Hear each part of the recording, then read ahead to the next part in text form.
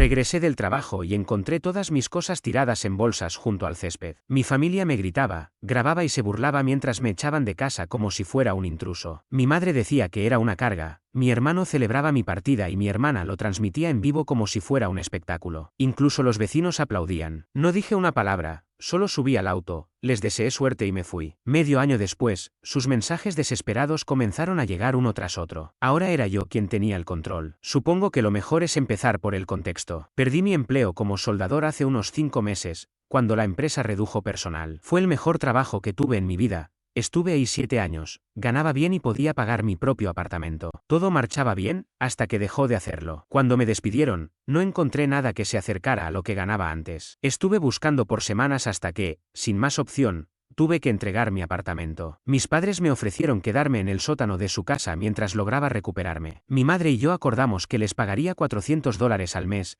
que era todo lo que podía cubrir con mi trabajo actual, uno bastante mal pagado en una ferretería. No era lo ideal, pero se suponía que sería algo temporal. Avancemos hasta ayer. Después de enviar más de 100 solicitudes, por fin conseguí un empleo decente como soldador. Iba a comenzar el lunes siguiente. Sentía que todo empezaba a mejorar. Incluso se lo conté a mi madre durante el desayuno, antes de salir rumbo a lo que sería mi último día en la ferretería. Eran las 6 de la tarde cuando entré al vecindario, agotado pero optimista. Al acercarme a la casa, noté un grupo de personas en el jardín. Me pareció extraño. Luego vi bolsas negras de basura esparcidas por el césped, muchas. Tardé unos segundos en entender lo que estaba pasando. Crucé la calle y estacioné. Fue entonces cuando vi a mi madre, con el teléfono en alto grabando algo. Mi hermana Sofía, de 26 años, también tenía el suyo levantado. Mi hermano Andrés, que ya tiene 31, caminaba de un lado a otro como exaltado. Mi padre, por su parte, estaba en el porche, con los brazos cruzados. Me bajé del auto, sin saber qué pensar. Y entonces lo comprendí.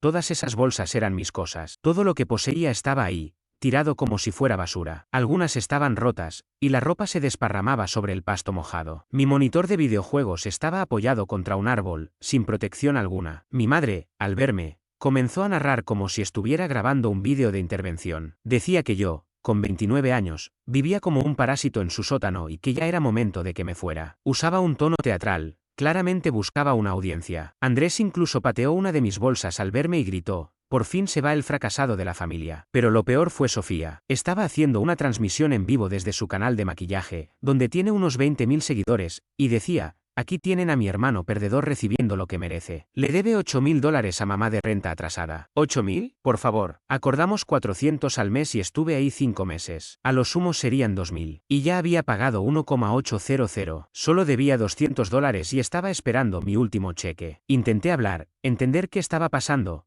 pero mi padre bajó del porche furioso y me lanzó las llaves del coche a la cara. Tenían una copia para emergencias. Me golpearon en la mejilla. Me gritó que ya no era su hijo, que un hombre de verdad no vive de sus padres a mi edad. Me dio 30 minutos para irme, o llamaría a la policía por allanamiento. Lo increíble es que los vecinos estaban mirando todo. Algunos incluso grababan. La señora Lansen, que vive al lado, gritó que ya era hora, que estaban hartos de ver mi coche arruinando el valor de las propiedades. Es un Civic 2009, con algunas abolladuras, sí, pero funciona perfectamente. Estaba completamente en shock. La noche anterior todo había parecido normal. Habíamos visto un partido juntos. Esa misma mañana, mamá me había preparado el desayuno. Y ahora esto. Más tarde supe que fue lo que detonó todo. Mientras yo trabajaba, Sofía hurgó entre mis cosas, sin ningún derecho, y encontró la carta de mi nuevo trabajo con la oferta salarial. Se la mostró a mamá, y en lugar de alegrarse, se alteró. Llevaba tiempo diciéndole a toda la familia que yo era un vago mantenido, cuando en realidad estaba trabajando en la ferretería. Y al enterarse de que empezaría un nuevo empleo bien pagado, se dio cuenta de que su papel de víctima se desmoronaría. Por eso decidió echarme antes de que comenzara, para mantener su historia. Andrés siempre estuvo celoso desde que el abuelo me enseñó a soldar cuando éramos chicos. Nunca tuvo esa conexión con él. Y Sofía, bueno, siempre ha hecho lo que mamá le dice. Sentí una rabia inmensa, pero me contuve. No iba a darles el gusto de verme perder el control. Solo sonreí. Empecé a cargar mis cosas en el auto y les dije que disfrutaran su fiesta de victoria, que pronto recibirían noticias mías. Lo que ellos no sabían era que el abuelo había establecido un fideicomiso antes de morir, hace 3 años. Me incluyó como copropietario de varias propiedades, entre ellas el 40% de la casa de mis padres. Nunca lo mencioné porque no quería causar conflictos. El abuelo sabía cómo me trataban y quiso protegerme. Nunca pensé que tendría que usarlo. Esa noche fui a casa de mi amigo Bruno. Me dejó dormir en su sofá y me ayudó a descargar mis cosas del coche. Al día siguiente llamé al abogado de mi abuelo, el señor Méndez.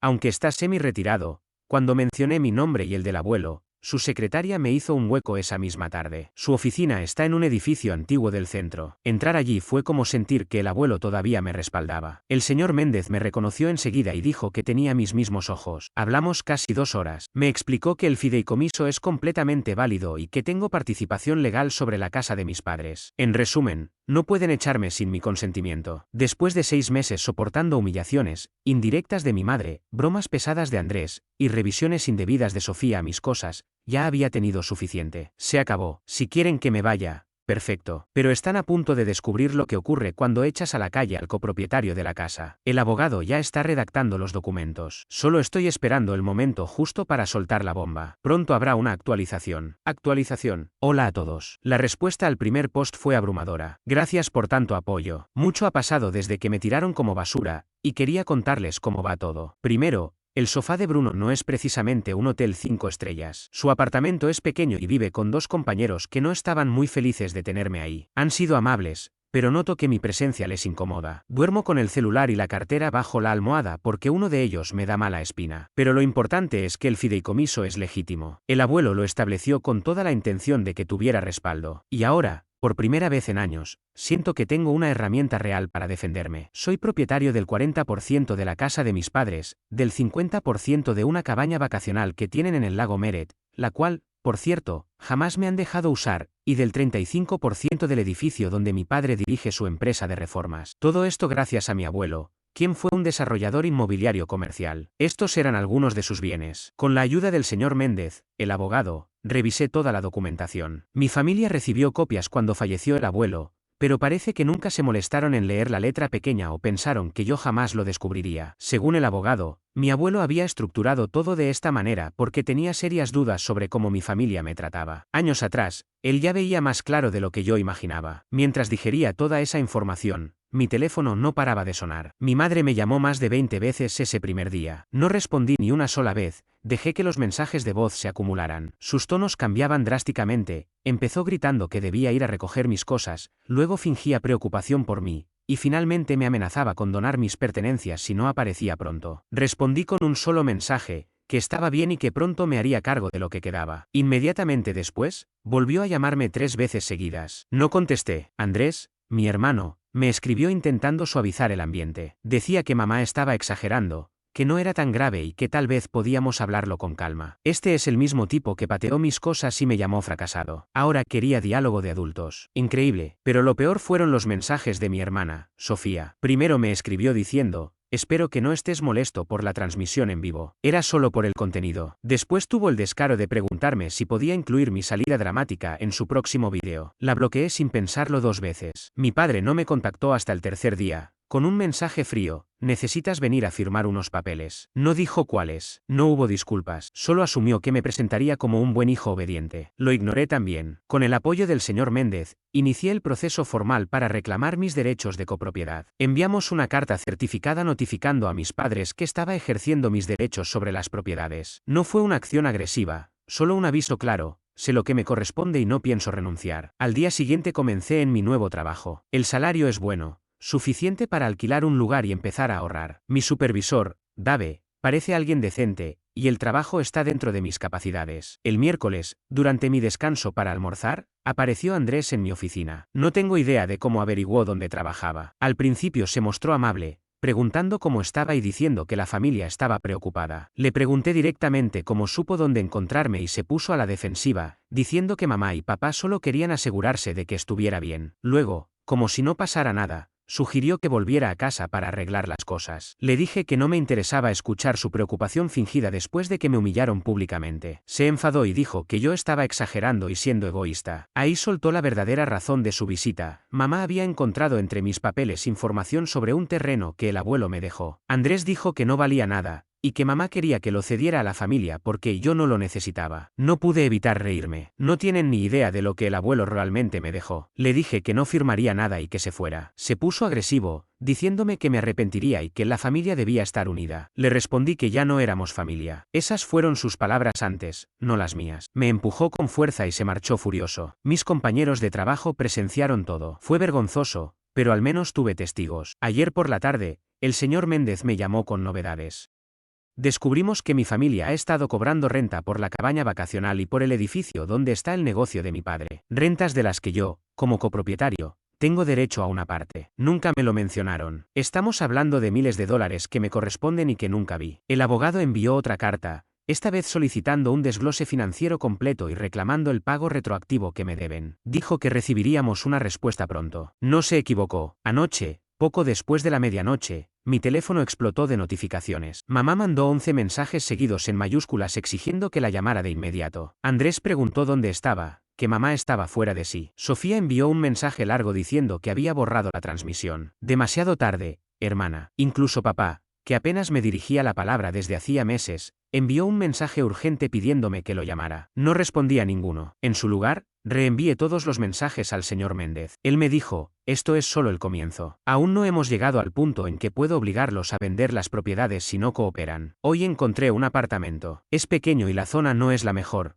pero es mío. Mañana firmo el contrato y este fin de semana me mudo. El primer mes de alquiler y el depósito salen de mi primer sueldo. Es curioso. Hace una semana era el fracasado de la familia que no podía mantenerse. Ahora soy el pariente al que todos quieren hablarle. Pero ya no tengo nada que decirles. Cualquier comunicación, que la dirijan a mi abogado. Actualización. Han pasado 3 semanas desde entonces y las cosas pasaron de tensas a completamente desquiciadas. Ya estoy instalado en mi nuevo departamento. Como dije, no es gran cosa. Una sola habitación, aire acondicionado que apenas funciona y vecinos que creen que las 3 de la mañana son ideales para mover muebles. Pero al menos nadie puede echar mis cosas al jardín. Eso ya es ganancia. La verdadera bomba estalló cuando el señor Méndez envió a mi familia un informe detallado con el desglose exacto de la propiedad. Resulta que el testamento de mi abuelo era incluso más meticuloso de lo que yo pensaba. No solo poseo porcentajes de los inmuebles, sino que también hay cláusulas que impiden que se vendan o se refinancien sin mi aprobación. Al parecer, mis padres han estado sacando préstamos con garantía sobre las propiedades desde hace años. La empresa de papá no va tan bien como presumen, y han estado usando los bienes heredados como si fueran una cuenta de ahorros. Pero según el testamento, cualquier préstamo después del fallecimiento de mi abuelo requería también mi firma. Nunca la tuvieron. Esos préstamos podrían ser invalidados. Al día siguiente de recibir toda esta información, mi tía Claudia, hermana de mi madre, apareció en mi apartamento. No tengo idea de cómo consiguió mi dirección. Supongo que alguien me siguió desde el trabajo. Todo comenzó cuando mi tía Claudia apareció de repente en la puerta de mi apartamento, sonriendo como si no pasara nada. Traía una caja de galletas caseras y fingía una calidez que, sinceramente, nunca existió. En los últimos 5 años, quizás habíamos hablado una decena de veces. Según dijo, había venido a ver cómo estaba, porque la familia estaba preocupada por mí. Luego dedicó 20 minutos a contarme que mi madre sufría ataques de ansiedad y que la presión de mi padre estaba por las nubes, todo por culpa de mi conducta vengativa. Le pregunté si también estaban tan angustiados cuando arrojaron mis pertenencias al jardín y grabaron todo en vídeo. No supo qué responder. Antes de irse, reveló su verdadero motivo. Querían que hablara con ellos y resolviéramos todo como familia. Le dije que, si realmente querían hablar, podían contactar al señor Méndez, mi abogado. Me dejó las galletas. No las toqué. Las tiré a la basura por precaución, después de lo que habían hecho. 2 días después, mi hermana Sofía me envió un mensaje directo por Instagram. Había borrado todas sus publicaciones donde me mencionaba, lo cual ya era sorprendente, y decía que quería reconciliarse. Afirmó que nunca quiso hacerme daño con la transmisión en vivo, que solo buscaba contenido para sus seguidores. Tuvo el descaro de preguntarme si consideraría grabar con ella un vídeo de reconciliación porque los dramas familiares generan mucho tráfico. La bloqueé de inmediato. Al día siguiente, recibí una llamada de un número desconocido. Era Esteban, el socio de negocios de mi padre. Siempre me cayó bien, así que atendí. Me contó que mi padre le pidió que se comunicara conmigo porque yo no respondía a la familia. Esteban sonaba sinceramente confundido con todo lo que estaba pasando. Me dijo que le habían dicho que yo estaba intentando quedarme con el edificio de la empresa, que me había ido por mi cuenta para reencontrarme a mí mismo y que todo esto era inesperado. Le expliqué lo que realmente había sucedido. Se quedó callado un buen rato, claramente impactado. No sabía nada del desalojo, ni del fideicomiso, ni de las cuentas. Nada. Ese mismo día, el señor Méndez me envió un correo. Había terminado de revisar los ingresos por alquiler que debía haber recibido durante 3 años. Resulta que mis padres habían percibido más de $50.000, de los cuales legalmente me correspondía una parte considerable. Mientras yo trabajaba en una ferretería, apenas cubriendo el alquiler y siendo llamado aprovechado por mi propia familia, ellos se quedaban con todo. El abogado presentó una solicitud formal para obtener los registros financieros y exigir el pago retroactivo. También notificó a los bancos sobre los préstamos posiblemente inválidos. A partir de ahí, empezó el verdadero acoso. Mi hermano Andrés apareció otra vez en mi trabajo, pero esta vez vino acompañado de 2 amigos. Me esperaron en el estacionamiento, intentando intimidarme. Andrés me exigía que dejara esa tontería de la demanda. Cabe aclarar que aún no se había presentado ninguna demanda. Decía que estaba destruyendo a la familia. Los acompañantes se quedaron en silencio, tratando de imponer presencia. Les advertí que, si no se iban en ese momento, llamaría a la policía y pediría una orden de alejamiento. Se marcharon, pero mi hermano gritó que esto no había terminado. Esa misma noche instalé una cámara de seguridad en la entrada de mi departamento. A la mañana siguiente, tenía 17 llamadas perdidas de mi madre. Me dejó varios mensajes de voz, alternando entre llanto y gritos. En uno, lloraba pidiéndome que no les hiciera esto. En otro, me insultaba por ser egoísta e ingrato. No respondí a ninguno. Solo los reenvié a mi abogado, tal como me había indicado. Pero lo más fuerte ocurrió al día siguiente,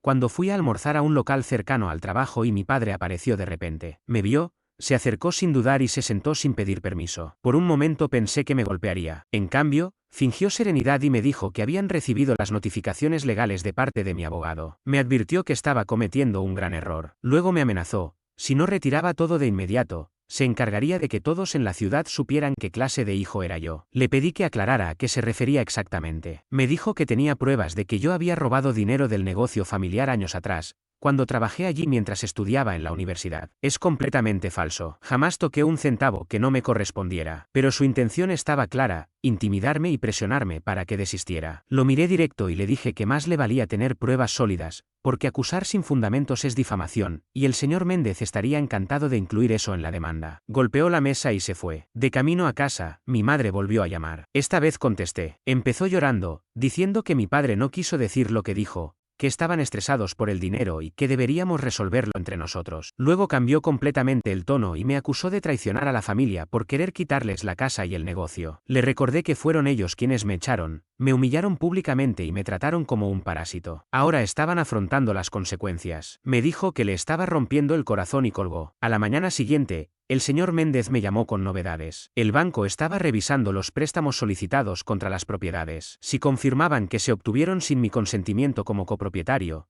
mis padres podrían enfrentar graves problemas legales. Además, consiguió una copia completa del fideicomiso. Descubrimos que mi abuelo había incluido una cláusula muy específica: si mis padres intentaban disputar el fideicomiso o bloquear mis derechos como propietario, su porcentaje se reduciría un 10% anual. Llevan 3 semanas intentando frenar todo. Y por si fuera poco, algunos de los 20.000 seguidores de mi hermana encontraron mi cuenta en Instagram y comenzaron a mandarme fragmentos del vídeo en vivo que supuestamente había eliminado. En uno de ellos se la ve riéndose mientras mi madre lanza mi ropa al suelo y dice: esto pasa cuando te metes con nuestra familia. Nos reuniremos el lunes con el abogado para definir los próximos pasos. Se mencionó la posibilidad de forzar la venta de las propiedades si no aceptan un acuerdo financiero. Durante 29 años pensé que era la decepción de la familia. Resulta que era la fuente de ingresos que nunca pudieron exprimir. Pero ahora, el grifo está cerrado y llegó el momento de cobrar todo lo que me deben. Esto está lejos de terminar. Actualización final. Hola, Reddit. Han pasado un par de meses desde mi último mensaje. Quería compartir el desenlace de todo este asunto. Aquella reunión del lunes con el señor Méndez fue más reveladora de lo que imaginábamos. Descubrimos que no solo habían estado cobrando alquileres que en parte me correspondían, sino que mi padre había usado las propiedades como garantía para obtener préstamos sin informar a los bancos sobre el fideicomiso. El abogado propuso 3 opciones claras: forzar la venta de todas las propiedades y repartir las ganancias según los porcentajes de propiedad, que mis padres compren mis participaciones al valor actual del mercado, establecer un acuerdo formal de administración, donde ellos mantengan la propiedad, pero me paguen el alquiler adeudado y los ingresos futuros que me correspondan. Decidí tomar una versión modificada de la tercera opción. No estoy buscando dejarlos en la calle, pero tampoco voy a permitir que se salgan con la suya sin consecuencias. Al día siguiente de nuestra última reunión, el señor Méndez envió los términos formales. Mi familia tenía una semana para aceptarlos, de lo contrario, avanzaríamos con la primera opción, la venta forzosa de todos los bienes. ¿Y adivina quién apareció esa misma noche en la puerta de mi departamento? Todos. Mi madre, mi padre, Andrés y Sofía. No los dejé pasar. Les hablé a través de la puerta, mientras la cámara de seguridad grababa toda la conversación. Mi madre lloraba. Mi padre intentaba parecer razonable. Andrés se mantenía en silencio, con cara de fastidio, y Sofía no dejaba de mirar su teléfono como si estuviera esperando el momento perfecto para grabar algo. Les dejé claro que no discutiría nada sin la presencia del señor Méndez. Mi padre se enfadó, acusándome de esconderme tras abogados en lugar de afrontar las cosas como una familia. Le recordé que fue él quien me gritó que ya no era su hijo mientras me lanzaba las llaves del auto a la cara. Difícil jugar la carta de somos familia después de algo así.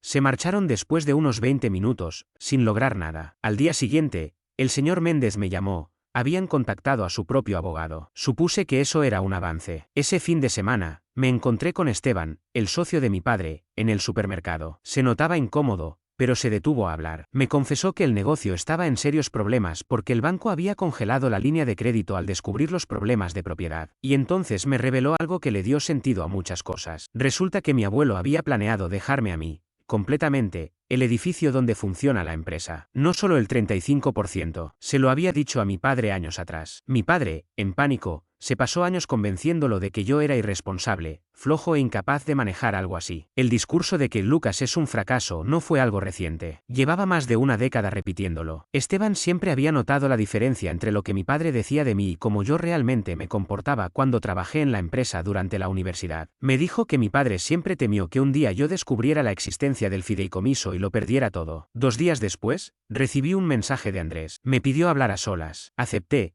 pero escogí una cafetería muy concurrida y llevé a un amigo que se sentó cerca, por precaución. Andrés llegó con aspecto derrotado, como si no hubiera dormido en días. Admitió que siempre me tuvo celos, que el abuelo claramente me prefería, mientras él crecía con papá repitiéndole que yo era una decepción. Incluso me pidió disculpas por haber destrozado mis cosas, explicando que solo intentaba ganarse la aprobación de nuestro padre. Le agradecí la sinceridad, pero le dejé claro que eso no justificaba lo que hizo. Asintió, aceptando mi respuesta. Antes de irse, me dijo que mamá y papá discutían constantemente, y que él culpaba a mamá por haberme provocado al echarme de casa. Al día siguiente, el señor Méndez me llamó con novedades. El abogado de mi familia había enviado una contraoferta. Querían quedarse con la casa, pero me ofrecían cederme completamente la propiedad del terreno en el lago y del edificio de la empresa si renunciaba a los pagos de renta atrasada. Una maniobra astuta, pero inaceptable. Rechazamos la propuesta y reiteramos nuestras condiciones originales. 3 días antes del plazo, recibí un correo de Sofía. Había perdido cerca de 5.000 seguidores porque algunos descubrieron la verdad. Uno de ellos me reconoció del instituto y comentó que yo siempre fui trabajador, desmintiendo su historia del hermano parásito. Otros empezaron a investigar y encontraron publicaciones antiguas donde se contradecía. Sus patrocinadores empezaron a retirarse, y me culpaba por destruir su imagen. Ni me molesté en responder. Un día antes del vencimiento, el abogado de ellos contactó al señor Méndez para aceptar nuestros términos, con ajustes menores. Los puntos principales permanecieron. Yo conservaría todos mis porcentajes de propiedad, ellos me pagarían los $20,000 de renta atrasada en cuotas mensuales, contratarían una empresa de administración para manejar los ingresos por alquiler, y redactarían una declaración reconociendo que habían falseado la situación financiera, acompañada de una disculpa formal por la humillación pública. Acepté el acuerdo, pero añadí una última condición: debían contar la verdad a los vecinos y familiares que presenciaron mi expulsión. El día que firmaron, mi madre me envió un mensaje preguntando si podíamos dejar todo atrás y volver a ser una familia. No respondí. Una semana más tarde, recibí el primer cheque junto con una nota escrita a mano por mi padre. Decía que lo sentía y que esperaba que pudiéramos hablar algún día. Demasiado poco, demasiado tarde. Un primo me contó que organizaron una reunión familiar en la que explicaron todo. Muchos quedaron impactados al enterarse del fideicomiso y de cómo me habían tratado. Algunos ni siquiera sabían que me habían echado. Mi hermano Andrés me escribe de vez en cuando. A veces le contesto. Está tratando de iniciar un negocio y me pidió algunos consejos. Le di lo básico, sin entrar en confianza. Sofía sigue molesta conmigo. Tuvo que eliminar todos los vídeos en los que hablaba de mí y perdió un contrato de patrocinio. Envió una disculpa pública forzada, que el señor Méndez le hizo reescribir 3 veces hasta que quedó aceptable. En cuanto a mí, estoy bien. Gracias a los ingresos de las propiedades, pude mudarme a un departamento mejor. Llevo casi 3 meses en mi nuevo trabajo y acabo de recibir un pequeño aumento. Estoy ahorrando para comprar una casa propia algún día. A veces me pregunto si mi abuelo anticipó todo esto. El fideicomiso estaba estructurado de forma tan específica que parece que quiso protegerme desde antes, como si supiera que en algún momento intentarían apartarme. Hace poco encontré un viejo mensaje de voz suyo en un respaldo. Era de poco antes de que muriera. Me decía que estaba orgulloso de mí y que había preparado algo para que siempre estuviera bien, que quizás en ese momento no lo entendería, pero que un día lo haría. Supongo que ese día llegó antes de lo que ambos imaginábamos. Algunas personas me preguntan si me arrepiento, si creo que fui demasiado duro. Sinceramente, no. Me humillaron públicamente, me llamaron parásito, me echaron de casa y grabaron todo para compartirlo como entretenimiento. No mostraron ningún remordimiento hasta que se dieron cuenta de que perderían dinero. Ya no los odio, solo entendí que no los necesito. Y eso, sinceramente, se siente mejor que cualquier venganza. ¿Habrá reconciliación? Tal vez, pero será en mis condiciones, como igual, no como el blanco de todos sus ataques. Y jamás volverán a tener poder financiero sobre mí. Ese es el problema de desechar a alguien. A veces no te das cuenta de lo que estás perdiendo hasta que ya no puedes recuperarlo. Gracias a quienes leyeron todas mis actualizaciones. Su apoyo fue una de las razones por las que me mantuve firme cuando estuve a punto de rendirme. Ahora estoy reconstruyendo mi vida, día a día.